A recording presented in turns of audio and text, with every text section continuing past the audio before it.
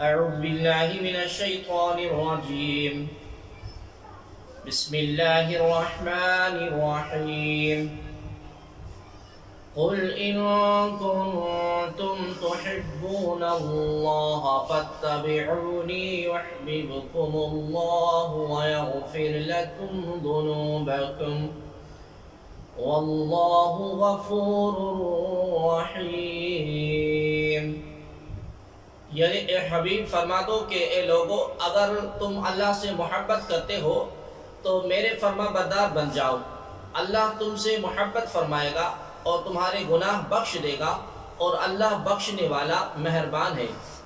قل ان کنتم تحبون اللہ فاتبعونی. اے حبیب فرما دو کہ اے لوگو، اگر تم اللہ سے محبت کرتے ہو تو میرے فرما بردار بن جاؤ. اس آیت سے معلوم ہوا کہ اللہ تبارک و تعالیٰ کی محبت کا دعویٰ ہی سچا ہو سکتا ہے جب آدمی سرکار دو عالم نور مجسم صلی اللہ تعالیٰ علیہ وآلہ وسلم کی اتباع کرنے والا ہو اور حضور عالم صلی اللہ تعالیٰ علیہ وآلہ وسلم کی اطاعت اختیار کرے. حضرت عبداللہ بن عباس رضی اللہ تعالی عنہ سے مروی ہے کہ سرکار دو عالم نور مجسم صلی اللہ تعالی علیہ وآلہ وسلم قریش کے پاس تشریف لائے جنہوں نے خانہ کعبہ میں بت نصب کیے تھے اور انہیں سجا سجا کر ان کو سجدہ کر رہے تھے.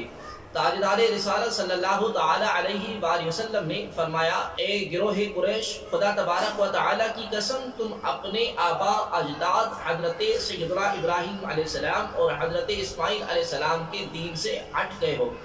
قریش نے کہا، ہم ان بتوں کو اللہ تبارک و تعالی کی محبت میں پوجتے ہیں تاکہ اللہ تبارک و تعالی سے قریب کریں. اس پر یہ آیت کریمہ نازل ہوئی اور یہ بتایا گیا کہ محبت الہی کا دعویٰ حضور سید عالم صلی اللہ تعالی علیہ وآلہ وسلم کی اتباع اور فرما برداری کے بغیر قابل قبول نہیں ہے. جو اس دعوے کا ثبوت دینا چاہتا ہے وہ حضور نور صلی اللہ تعالی علیہ وآلہ وسلم کی غلامی اختیار کرے، اور چونکہ حضور صلی اللہ تعالی علیہ وآلہ وسلم نے بت پرستی سے منع فرمایا ہے تو بت پرستی کرنے والا سرکار دو عالم نور مجسم صلی اللہ تعالی علیہ وآلہ وسلم کا فرمان اور محبت الہی کے دعوے میں جھوٹا ہے.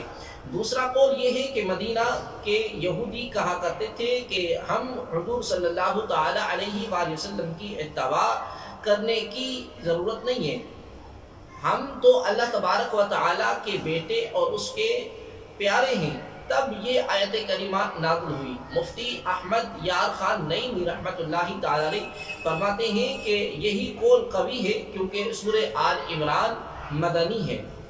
اس آیت سے معلوم ہوا کہ ہر شخص کو حضور نور صلی اللہ تعالی علیہ وآلہ وسلم کی اتباع اور پیروی کرنا ضروری ہے. ایک اور مقام پر اللہ تبارک و تعالی جل جلالہ ارشاد فرماتا ہے، قل یا ایھا الناس انی رسول اللہ الیکم جمیعا الذی لہ ملک السماوات والارض لا الہ الا هو یحیی ویمیت فآمنوا باللہ ورسولہ النبی الامی الذی یؤمن باللہ وکلماتہ واتبعوہ لعلکم تہتدون.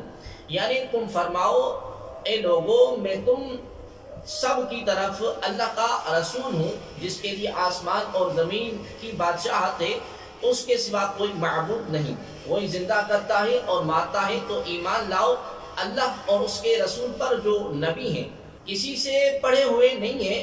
اللہ اور اس کی تمام باتوں پر ایمان لاتے ہیں اور ان کی غلامی کرو تاکہ تم ہدایت پالو. حضرت جابر رضی اللہ تعالی عنہ فرماتے ہیں کہ ایک مرتبہ تاجدار رسالت صلی اللہ علیہ وآلہ وسلم کی خدمت میں حضرت عمر فاروق رضی اللہ تعالی عنہ حاضر ہوئے اور عرض کی، ہم یہودیوں کی کچھ باتیں سنتے ہیں جو ہمیں بھلی لگتی ہیں، کیا آپ کریم صلی اللہ تعالی علیہ وآلہ وسلم اجازت دیتے ہیں کہ کچھ لکھ بھی دیا کریں؟ نبی اکرم نور مجسم صلی اللہ تعالی علیہ وآلہ وسلم نے ارشاد فرمایا، کیا تم یہودیوں اور عیسائیوں کی طرح حیران ہو؟ میں تمہارے پاس روشن اور صاف شریعت لایا، اور اگر آج حضرت موسیٰ علیہ السلام بھی زندہ ہوتے تو انہیں میری اتباع کے بغیر چارہ نہ ہوتا. صحابہ کرام رضی اللہ تعالی عنہم میں حضور اکرم صلی اللہ تعالی علیہ وآلہ وسلم کی پیروی کے جذبے کا اندازہ ان واقعات سے لگایا جا سکتا ہے۔ نمبر ایک، حضرت عمر فاروق رضی اللہ تعالی عنہ حجر اسود کے پاس آئے اور اسے بوسہ دے کر فرمایا، خدا کی قسم میں جانتا ہوں کہ تو ایک پتھر ہے، نہ نفع پہنچا سکتا ہے نہ نقصان۔ اگر میں نے نبی اکرم صلی اللہ علیہ وآلہ وسلم کو تجھے بوسہ دیتے نہ دیکھا ہوتا تو تجھے ہرگز بوسہ نہ دیتا۔ نمبر دو، حضرت عثمان غنی ذی النورین رضی اللہ تعالی عنہ نے ایک بار پانی منگوایا اور وضو کیا، پھر آپ مسکرانے لگے اور ساتھیوں سے فرمایا، کیا تم مجھ سے اس کے بارے میں پوچھو گے نہیں؟ اس نے مجھے مسکرایا۔ انہوں نے عرض کی کہ اے امیر المؤمنین رضی اللہ تعالی عنہ، آپ کس وجہ سے مسکرائے تھے؟ آپ رضی اللہ تعالی عنہ نے فرمایا، ایک بار حضور عالم صلی اللہ تعالی علیہ وآلہ وسلم نے اسی جگہ کے قریب ہی وضو فرمایا۔ رضی اللہ تعالی عنہ سے فرمایا تھا، کیا تم مجھ سے پوچھو گے نہیں کہ کس چیز نے مجھے مسکرایا؟ صحابہ کرام رضی اللہ تعالی عنہ نے عرض کی، یا رسول اللہ صلی اللہ تعالی علیہ وسلم، کس چیز نے آپ کو مسکرایا؟ تو آپ کریم صلی اللہ تعالی علیہ وآلہ وسلم نے ارشاد فرمایا، بندہ جب وضو کا پانی منگوائے پھر اپنا چہرہ دھوئے تو اللہ تبارک و تعالی اس کے چہرے کے گناہ مٹا دیتا ہے، پھر اپنی کوہنیاں دھوئے تو کوہنیوں کے سر کا مسح کرے تو سر کے، اور اپنے قدموں کو دھوئے تو قدموں کے گناہ مٹا دیتا ہے۔ تو میں نے انہی کی ادا کو ادا کیا ہے۔ نمبر تین، حضرت عبداللہ بن عمر رضی اللہ تعالی عنہما ایک جگہ اپنی اونٹنی کو چکر لگوا رہے تھے۔ لوگوں نے ان سے اس کا سبب پوچھا تو آپ رضی اللہ تعالی عنہ نے فرمایا، میں اس کی حکمت نہیں جانتا، مگر اس جگہ میں نے تاجدار رسالت صلی اللہ علیہ وآلہ وسلم کو ایسا کرتے دیکھا تھا، اس لیے میں بھی ایسا کر رہا ہوں۔ قُلْ أَطِيعُوا اللَّهَ وَالرَّسُولَ فَإِن تَوَلَّوْا فَإِنَّ اللَّهَ لَا يُحِبُّ الْكَافِرِينَ، تم فرما دو کہ اللہ اور رسول کی فرما برداری کرو، پھر اگر وہ منہ پھیرے تو اللہ کافروں کو پسند نہیں کرتا۔ اطیعوا اللہ والرسول، اللہ اور رسول کی فرما برداری کرو۔ حضرت عبداللہ بن عباس رضی اللہ تعالی عنہما سے مروی ہے کہ جب یہ آیت قُلْ إِن كُنْتُمْ تُحِبُّونَ اللَّهَ فَاتَّبِعُونِي يُحْبِبْكُمُ اللَّهُ نازل ہوئی تو عبداللہ بن ابی منافق نے اپنے ساتھیوں سے کہا، محمد مصطفیٰ صلی اللہ تعالی علیہ وآلہ وسلم اپنی اطاعت کو اللہ تبارک و تعالی کی اطاعت کی طرف قرار دے رہے ہیں، اور یہ حکم کر رہے ہیں کہ ہم ان سے اسی طرح محبت کریں جس طرح عیسائیوں نے حضرت عیسیٰ علیہ السلام سے کی۔ اس پر یہ آیت کریمہ نازل ہوئی اور فرمایا گیا، اے حبیب صلی اللہ تعالی علیہ وآلہ وسلم، آپ ان سے فرما دیں کہ اللہ تبارک و تعالی نے میری اطاعت اس لیے واجب کی ہے کہ میں اس کی طرف سے رسول ہوں، اور چونکہ اللہ تبارک و تعالی کے احکام لوگوں تک پہنچانے کا ذریعہ اس کے رسول ہیں، اس لیے ان کی اطاعت اور فرما برداری لازمی ہے۔ اس کے بعد بھی اگر وہ اطاعت سے منہ پھیرے تو انہیں اللہ تبارک و تعالی کی محبت حاصل نہ ہوگی، اور اللہ تبارک و تعالی انہیں سزا دے گا۔ تاجدار رسالت صلی اللہ علیہ وآلہ وسلم کی اطاعت محبت الہی کی دلیل ہے، اور اسی پر نجات کا دار و مدار ہے۔ اللہ تبارک و تعالی نے جنت کا حصول اپنی خوشنودی اور قرب کو حضور پر نور صلی اللہ تعالی علیہ وآلہ وسلم کی غیر مشروط اطاعت کے ساتھ جوڑ دیا۔ اب کسی کو رضا اور قرب الہی ملے گا محبوب کریم صلی اللہ تعالی علیہ وآلہ وسلم کی غلامی کے صدقے ملے گا، ورنہ دنیا اور جہان کے سارے اعمال جمع کر کے لے آئے، اور اگر اس میں حقیقی اطاعت مصطفیٰ صلی اللہ تعالی علیہ وآلہ وسلم موجود نہ ہوگی، وہ بارگاہ الہی عز و جل میں یقیناً مردود ہوگا۔ حضرت سیدنا ابو ہریرہ رضی اللہ تعالی عنہ سے روایت ہے کہ حضور عالم صلی اللہ تعالی علیہ وآلہ وسلم نے ارشاد فرمایا، میری ساری امت جنت میں داخل ہوگی مگر جس نے انکار کیا۔ صحابہ کرام رضی اللہ تعالی عنہم نے عرض کی، یا رسول اللہ صلی اللہ تعالی علیہ وسلم، انکار کون کرے گا؟ ارشاد فرمایا، جس نے میری اطاعت کی وہ جنت میں داخل ہوگا، اور جس نے میری نافرمانی کی اس نے انکار کیا۔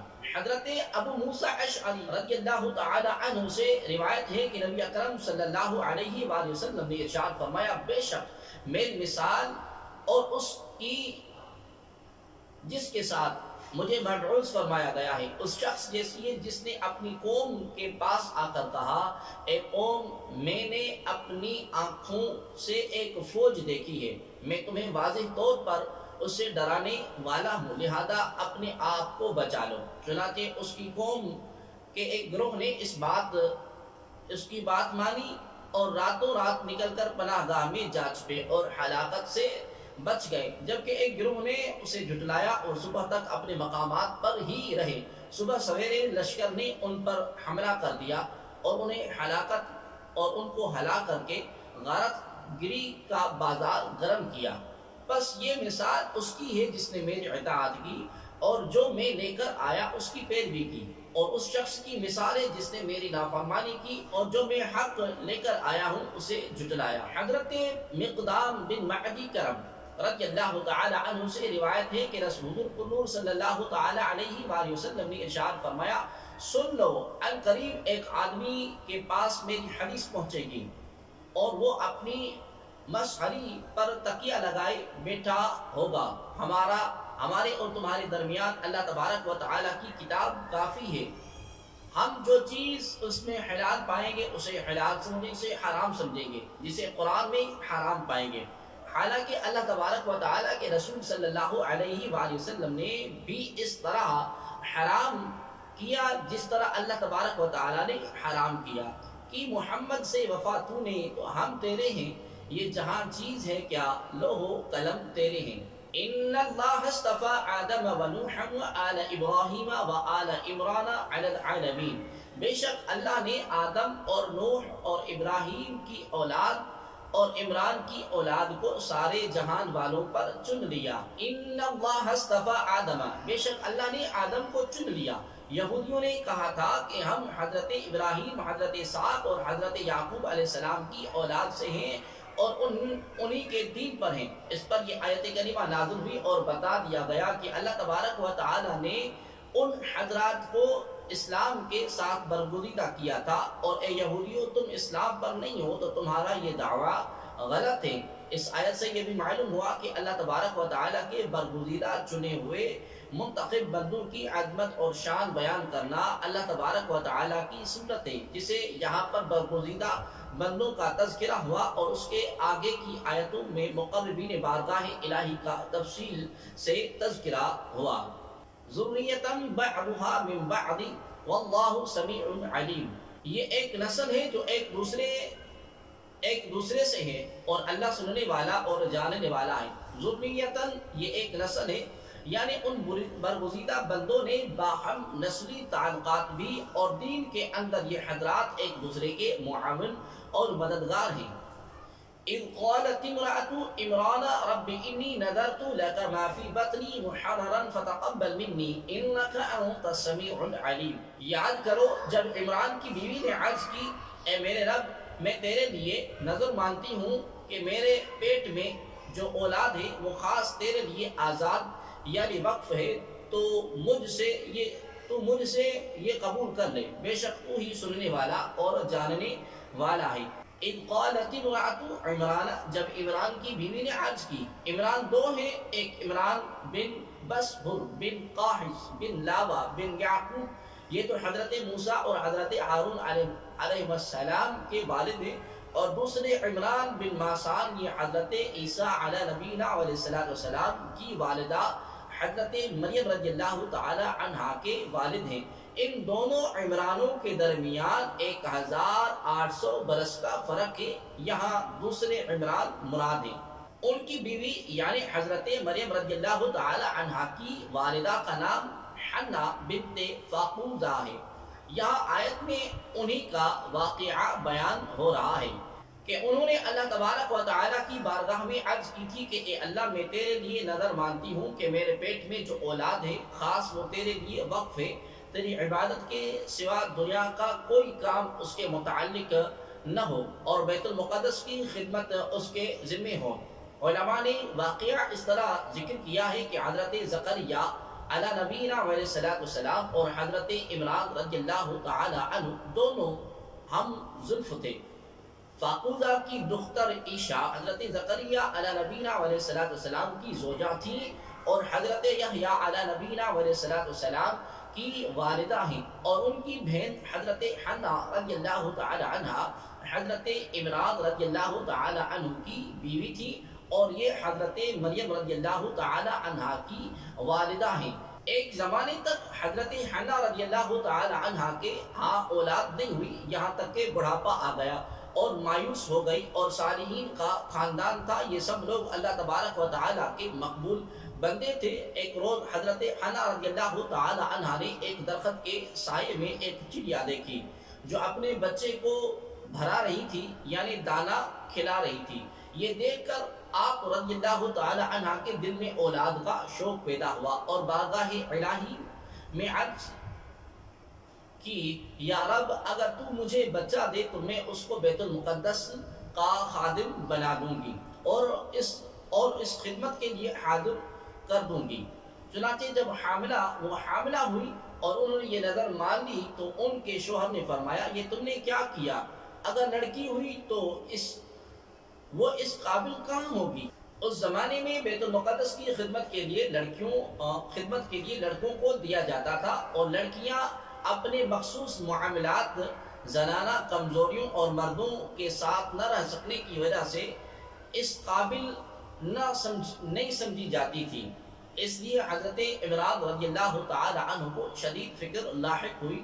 حضرت حنا رضی اللہ تعالی عنہ کے ہاں حضرت مریم رضی اللہ تعالی عنہ کی ولادت سے پہلے حضرت عمران رضی اللہ تعالی عنہ کا انتقال ہو گیا تھا۔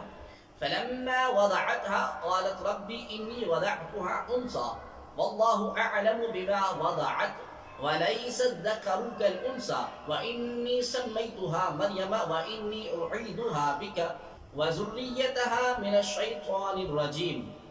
پھر جب عمران کی بیوی نے بچی کو جنم دیا تو اس نے کہا، اے میرے رب، میں نے تو لڑکی کو جنم دیا ہے، حالانکہ اللہ بہتر جانتا ہے جو اس نے جنا، اور وہ لڑکا جس کی خواہش تھی اس لڑکی جیسا نہیں جو اسے عطا کی گئی۔ اور اس نے کہا کہ میں نے اس بچی کا نام مریم رکھا، اور میں اسے اور اس کی اولاد کو شیطان مردود کے شر سے تیری پناہ میں دیتی ہوں۔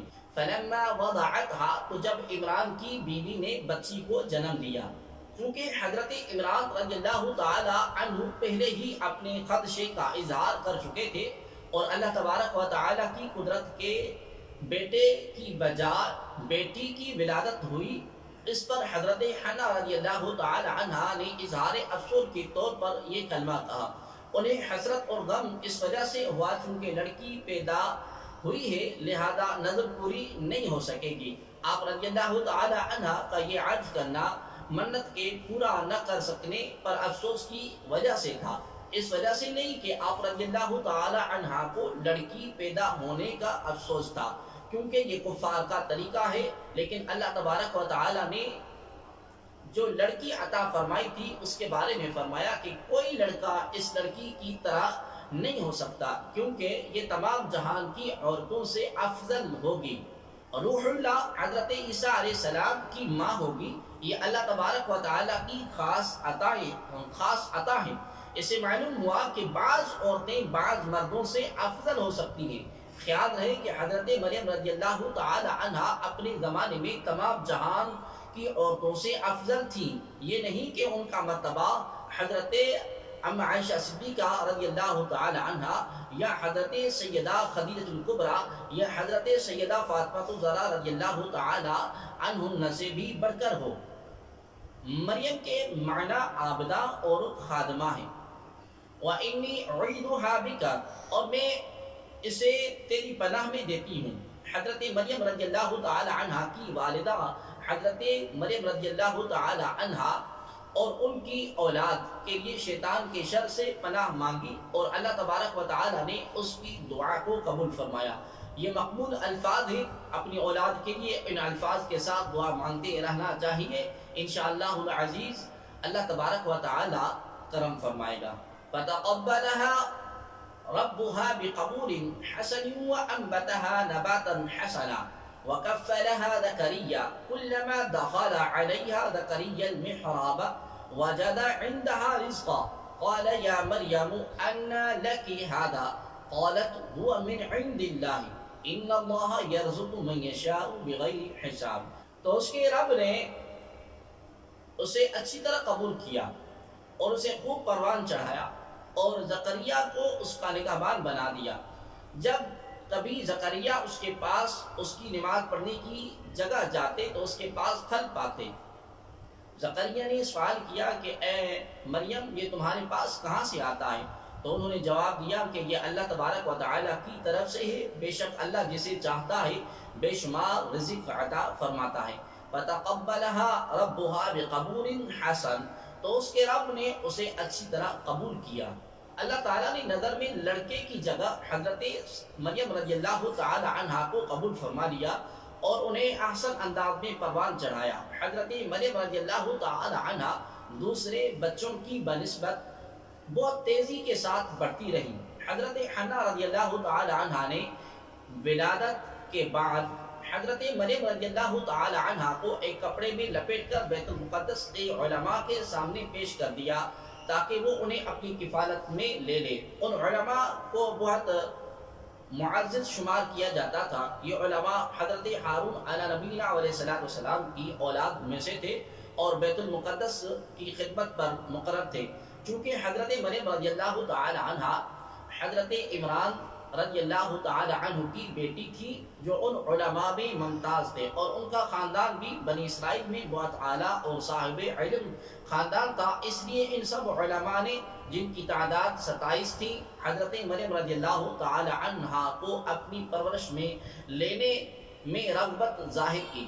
حضرت زکریا علیہ نبینا علیہ السلام نے فرمایا کہ میں ان کا سب سے زیادہ حقدار ہوں کیونکہ میرے گھر میں ان کی خالہ ہیں. معاملہ اس پر ختم ہوا کہ قرعہ اندازی کی جائے. چنانچہ قرعہ حضرت زکریا علیہ نبینا علیہ السلام ہی کے نام پر نکلا اور یوں حضرت مریم رضی اللہ تعالی عنہ حضرت زکریا علیہ السلام کی کفالت میں چلی گئی. وجد عندها رزقا، ان کے پاس نیا پھل پاتے. اللہ تعالیٰ نے حضرت مریم رضی اللہ تعالی عنہ کو بہت عظمت عطا فرمائی. آپ رضی اللہ تعالی عنہ کے پاس بے موسم کے پھل آتے جو جنت سے اترتے اور حضرت مریم رضی اللہ تعالی عنہ نے کسی عورت کا دودھ نہ پیا. جب حضرت زکریا علیہ نبینا علیہ السلام حضرت مریم رضی اللہ تعالی عنہ کے پاس جاتے تو وہاں بے موسم کے پھل پاتے. ایک مرتبہ آپ علیہ السلام نے حضرت مریم رضی اللہ تعالی عنہ سے سوال کیا کہ یہ پھل تمہارے پاس کہاں سے آتا ہے؟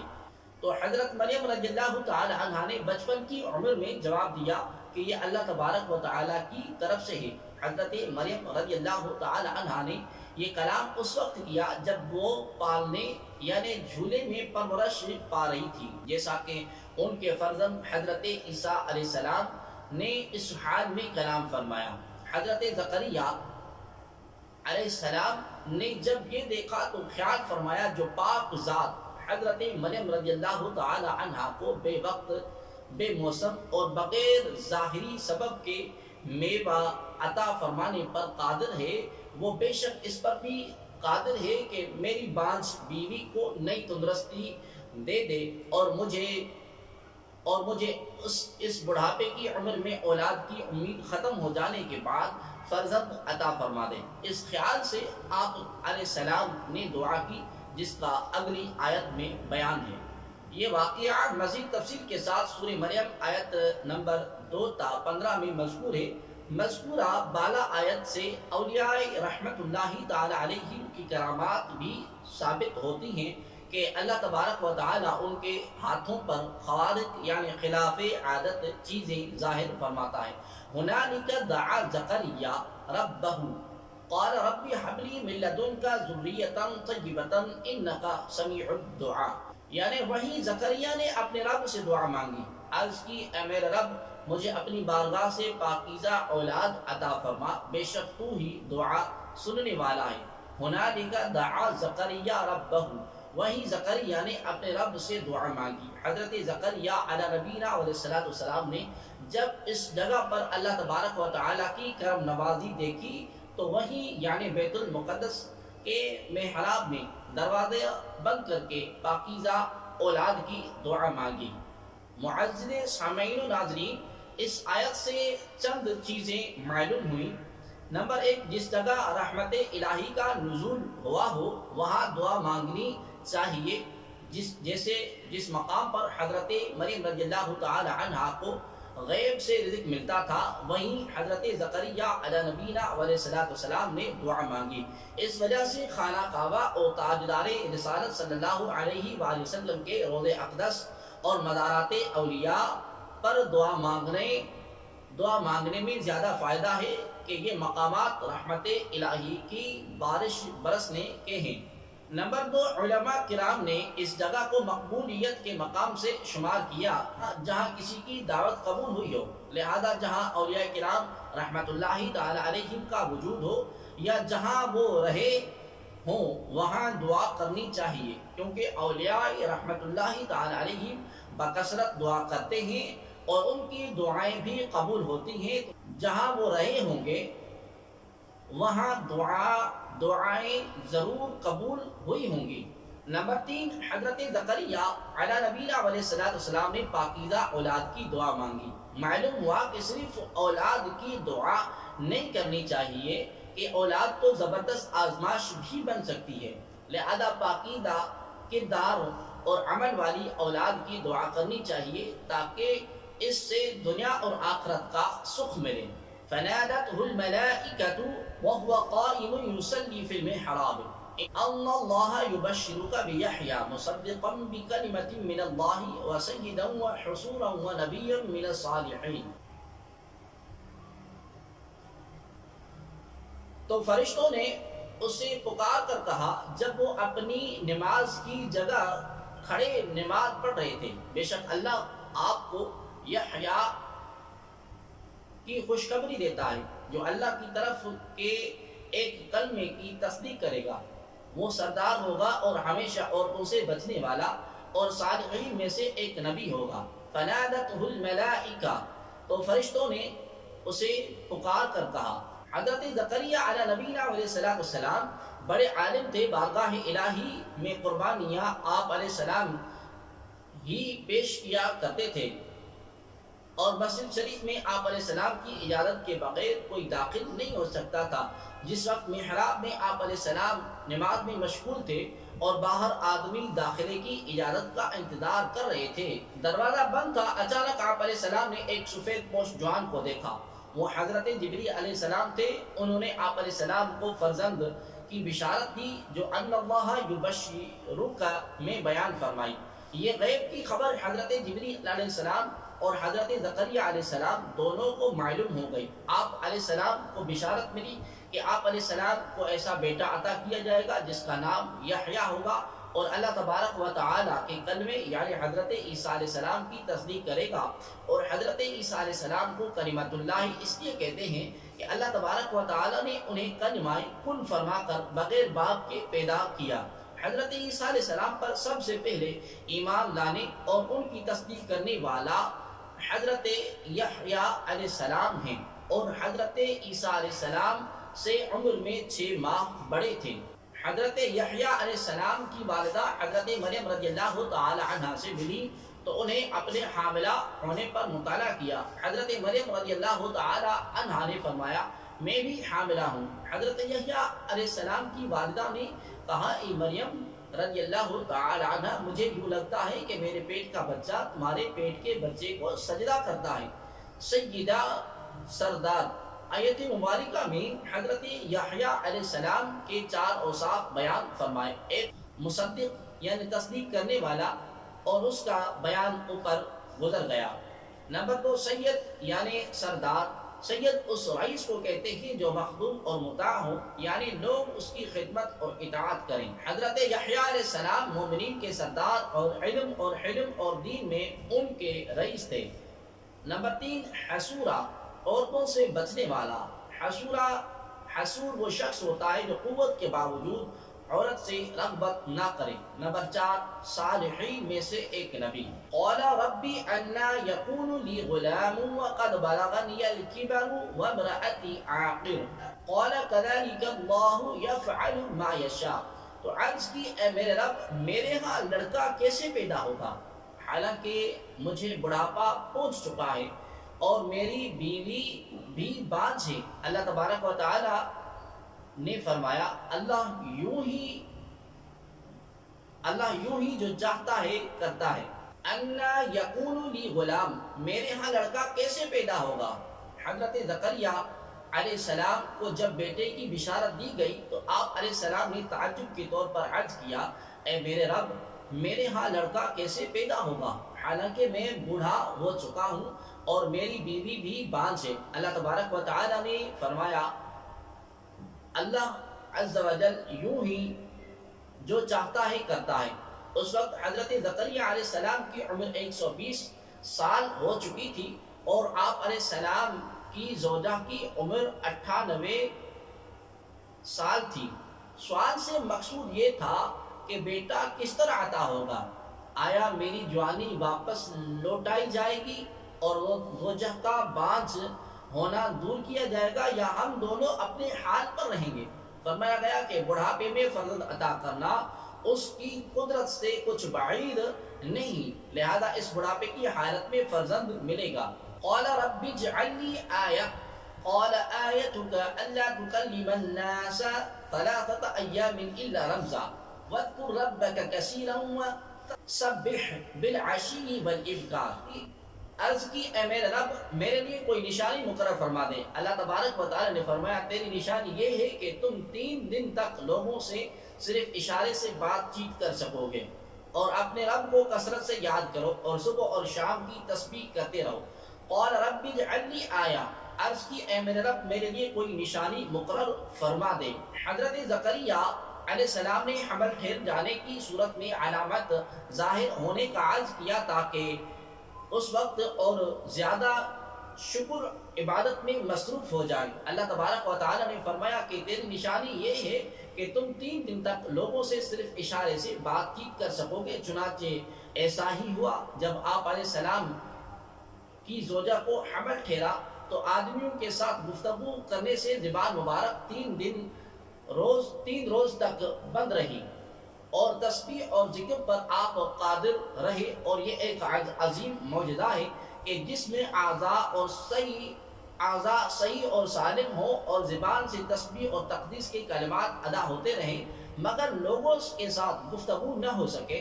اور یہ علامت اس لیے مقرر کی گئی کہ اس نعمت عظیمہ کے ادائی حق میں زبان ذکر اور شکر کے سوا اور کسی بات میں مشغول نہ ہوں۔ اس سے معلوم ہوا کہ صالح فرزند ملنے پر اللہ تبارک و تعالی کا شکریہ ادا کرنا چاہیے۔ عقیقہ، صدقہ، خیرات، نوافل سب اسی نعمت کا شکریہ ہے، اور چونکہ ہمارے آقا صلی اللہ علیہ وآلہ وسلم رحمت للعالمین اور کائنات کی سب سے عظیم ترین نعمت ہیں، اس لیے اس نعمت کا شکریہ ہم میلاد کی صورت میں ہمیشہ ادا کرتے رہتے ہیں۔ وَسَبِّحْ بِالْعَشِيِّ وَالْإِبْكَارِ، اور صبح اور شام کی تسبیح کرتے رہو۔ اگرچہ ہر وقت تسبیح اور تحلیل بہتر ہے، لیکن صبح اور شام خصوصیت سے زیادہ بہتر ہے کہ اس وقت دن کے فرشتے جمع ہوتے ہیں۔ نیز آدمی کی صبح کی ابتدا اور انتہا اللہ تبارک و تعالیٰ کے ذکر پر ہونی چاہیے۔